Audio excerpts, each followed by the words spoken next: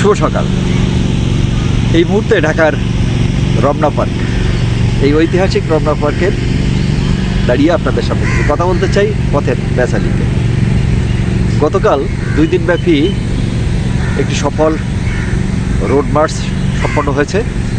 ঢাকা থেকে শুরু করে রোড মার্চটি চট্টগ্রামে গিয়ে পৌঁছায় গতকাল বিকেলে। তারপর বন্দর ভবনের সামনে একটি সফল সমাবেশের মধ্য দিয়ে এই প্রাথমিক পর্যায়ের এই কাজটি শেষ হয়। বন্দর বিদেশিদেরকে দেওয়া যাবে না, করিডোর কোনোভাবেই নয়।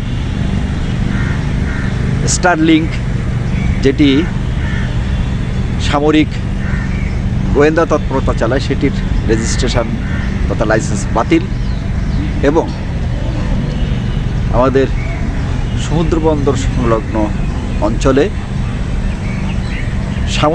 বিদেশিদের সামরিক কারখানা স্থাপনের বিরোধিতা করেই যে লং মার্চ, সেটি প্রথম পর্ব শেষ হয়েছে এবং আগামী 5ই আগস্টের মধ্যে সরকারের অবস্থান পরিচ্ছন্ন না করলে পরবর্তী কর্মসূচি দেওয়া হবে। এরপরে আরেকটি উল্লেখযোগ্য ঘটনা আমাদের নজরে এসেছে, সেটি হচ্ছে কুমিল্লার মুরাদনগরে আরেকজন নারীর উপরে সন্ত্রাসী হামলা হয়েছে। সারা দেশে এই বিষয় নিয়ে কথা উঠেছে। সামাজিক যোগাযোগ মাধ্যমে একটি এডিটেড ভিডিও প্রচার করে এই নারীর প্রতি আঙুল তোলবার চেষ্টা করা হয়েছে। কিন্তু আমরা জানি এ ধরনের ন্যাক্কারজনক ঘটনা যে পরিবারের উপরে ঘটে, তাদের অবস্থাটা কি হয়।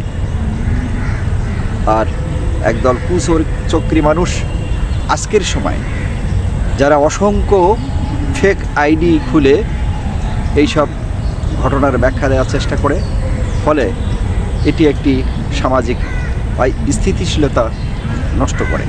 সরকারের উচিত হবে দ্রুত বিষয়টি হ্যান্ডেল করে তদন্ত করে এর ভেতরের ঘটনার কি সেটা উদ্ধার করা এবং নির্যাতিত মানুষের পাশে দাঁড়ানো।